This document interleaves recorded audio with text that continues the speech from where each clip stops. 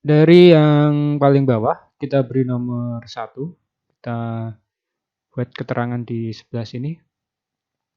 Pada nomor 1 adalah yang dinamakan dengan vagina, di mana vagina ini memiliki fungsi sebagai alat kopulasi. Jadi masuknya penis ke dalam vagina dinamakan sebagai alat kopulasi. Kemudian yang kedua, di bagian sini ada yang dinamakan dengan cervix. Pada bagian cervix ini, dia sebagai pembatas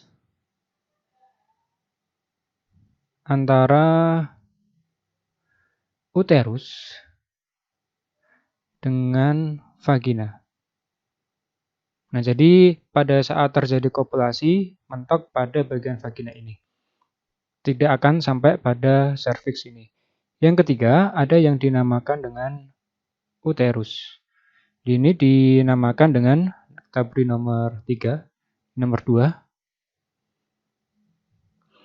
Uterus ini sebagai tempat perkembangan janin.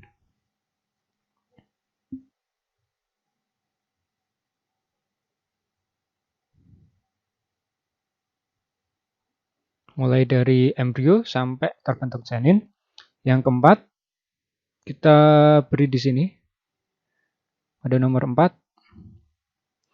Dinamakan dengan tuba Fallopi.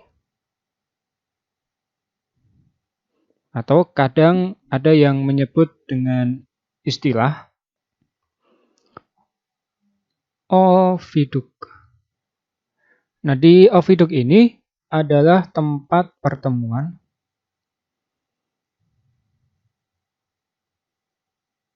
antara sel sperma dengan sel ovum. Ini dinamakan dengan tuba Fallopi. Jadi, bertemunya antara sel sperma dengan sel ovum itu terjadi di bagian yang namanya tuba Fallopi, bukan di bagian uterus. Yang kelima, di bagian sini, kita beri nomor 5, adalah ovarium. Pada ovarium ini adalah tempat pembentukan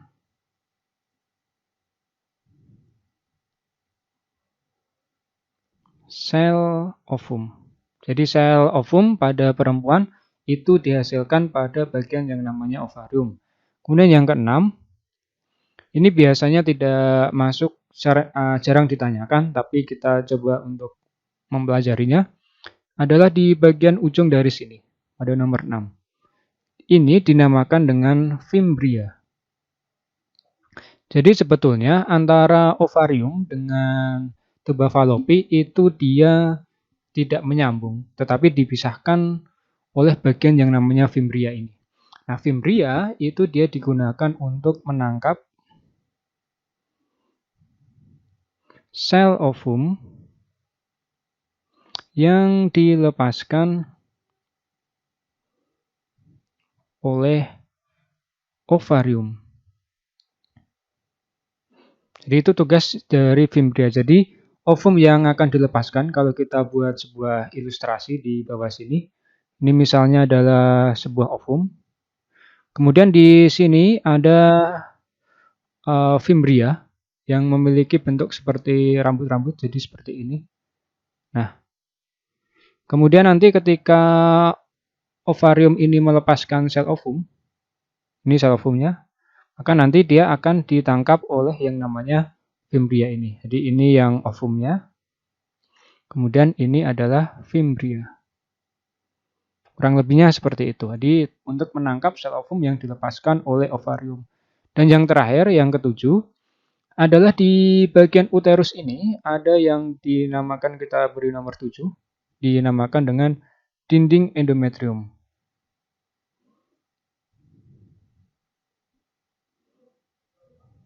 Nah, dinding endometrium ini dia memiliki fungsi sebagai tempat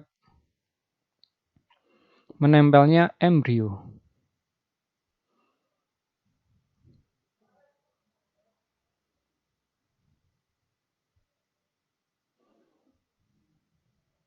Namanya adalah dinding endometrium. Jadi di bagian uterus ada yang dinamakan dengan dinding endometrium sebagai penempatan menempelnya embrio yang sudah jadi dari sel sperma dan sel ovum. Nah, jadi ya kemudian nanti yang sering ditanyakan di soal-soal adalah urutan masuknya sel sperma. Urutan masuknya dari sel sperma. Jadi ini sering sekali ditanyakan di soal-soal, maka dia nanti akan dimulai dari nomor 1, kemudian masuk ke nomor 2, masuk ke nomor 3 atau uterus, kemudian masuk ke bagian nomor 4. Kemudian setelah sampai di nomor 4 terjadi proses pembuahan.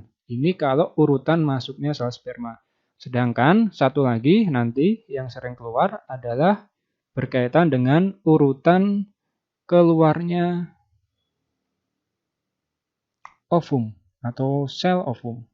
Berarti dimulai dari nomor 5, yaitu ovarium, masuk ke bagian 4, tuba Fallopi. Jadi fimbria biasanya tidak diikutkan di dalam keluarnya ovum karena dia sebetulnya bagian dari tuba Fallopi. Kemudian yang terakhir masuk ke nomor 3, yaitu uterus. Jadi ini nanti yang akan sering keluar di soal-soal yang berkaitan dengan organ reproduksi wanita selain fungsi dari bagian-bagian seperti vagina, serviks, uterus, tuba Fallopi, ovarium, fimbria, dinding endometrium, dan seterusnya. Demikian penjelasan mengenai organ reproduksi wanita. Sampai jumpa pada pertemuan berikutnya di Biologi Edukasi.